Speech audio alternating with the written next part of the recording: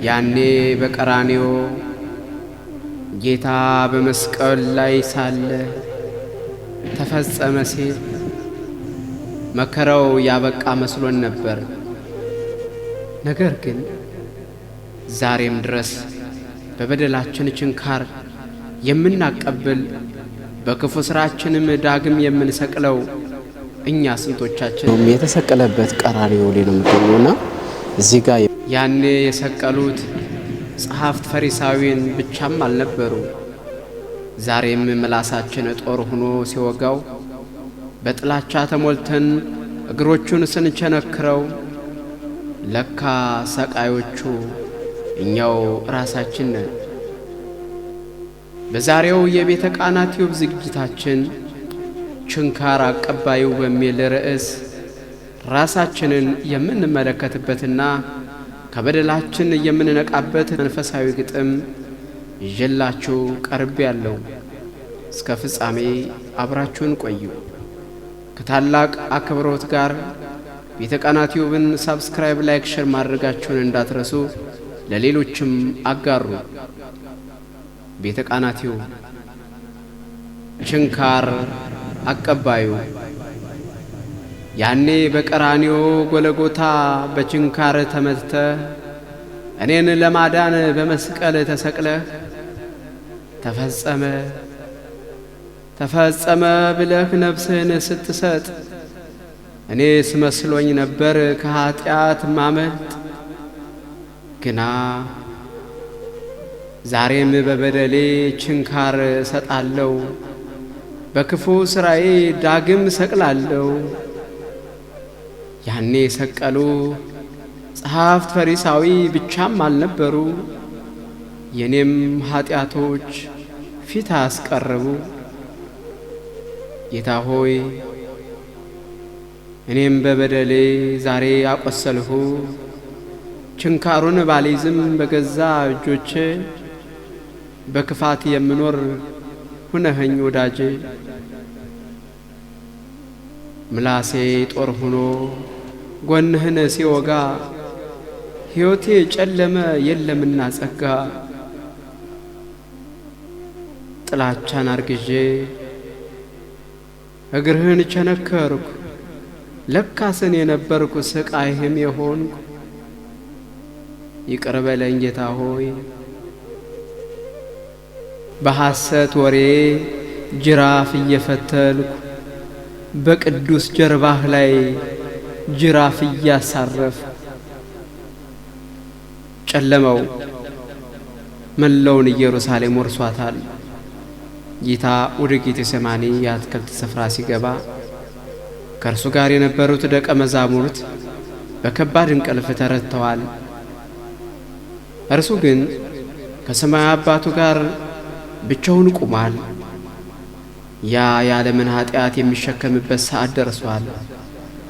ጭንቀቱ እጅግ ከባድ ከመሆኑ የተነሳ ላቡ እንደ ደም ጠብታ ወደ ምድር ይፈስ ነበር።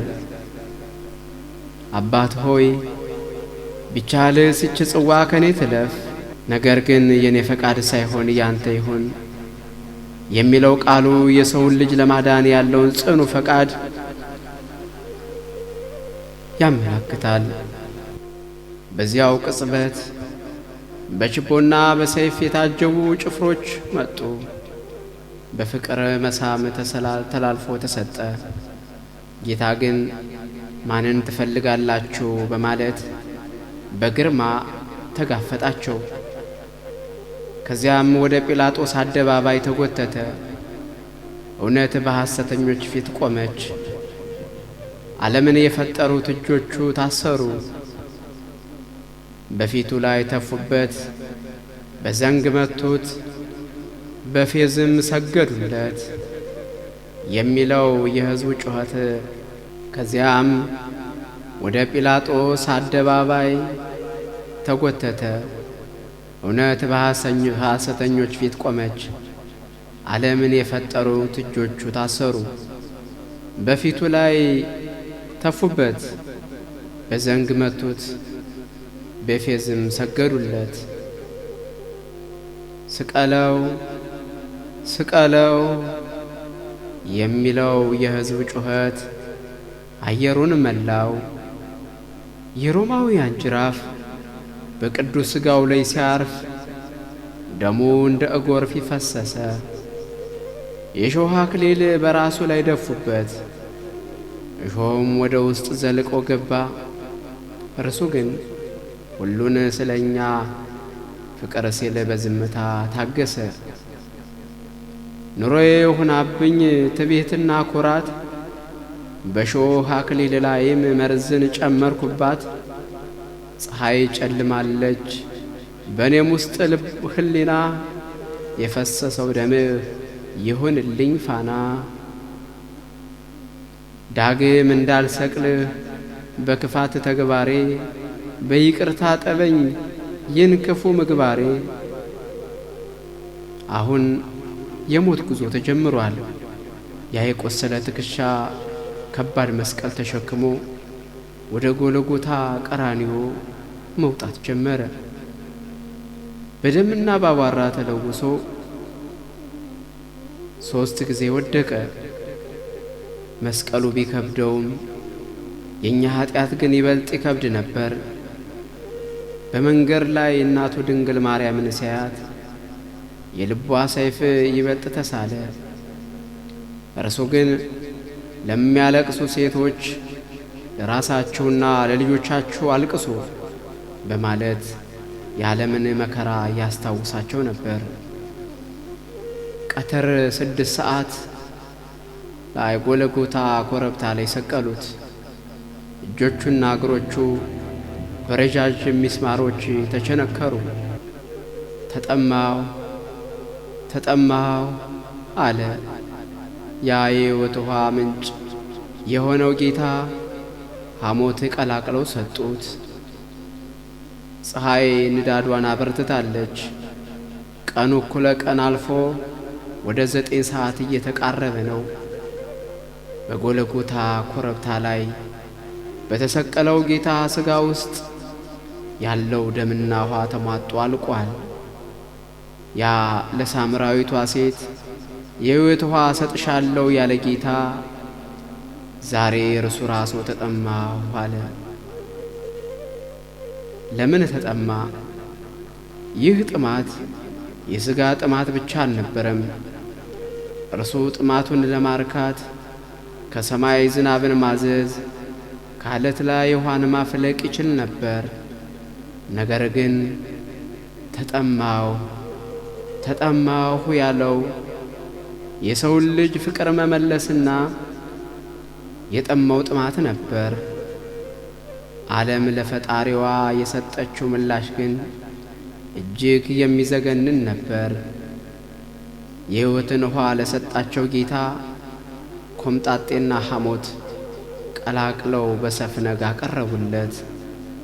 የሰው ልጅ ክፋትና ኃጢአት ምሳሌ ነው። የሰው ልጅ የሕይወት መራራነት ምልክት ነው።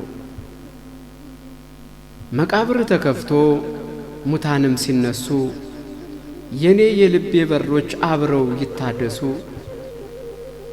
ከመስቀሉ ስር ወድቄ ለምንሃለው፣ ኪራ ላይሶን እያልኩ ማጸንሃለው።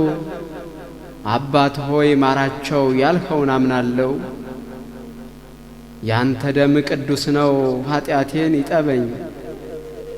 ዳግም እንዳልሰቅል በፍቅር ሰውረኝ። ከቅድስት ትንሣኤ በፍቅር ደምረኝ። ከቅድስት ትንሣኤ በፍቅር ደምረኝ። አሜን። ወስብሐት ለእግዚአብሔር።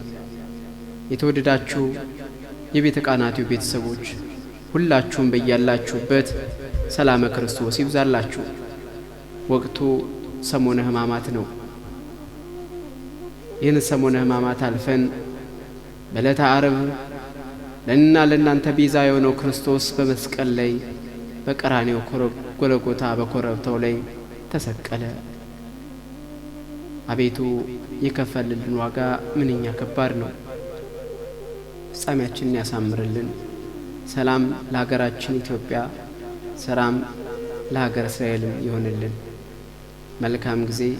በቀጣይ ክፍል እስክንገናኝ በሰላም ሰንብቱ።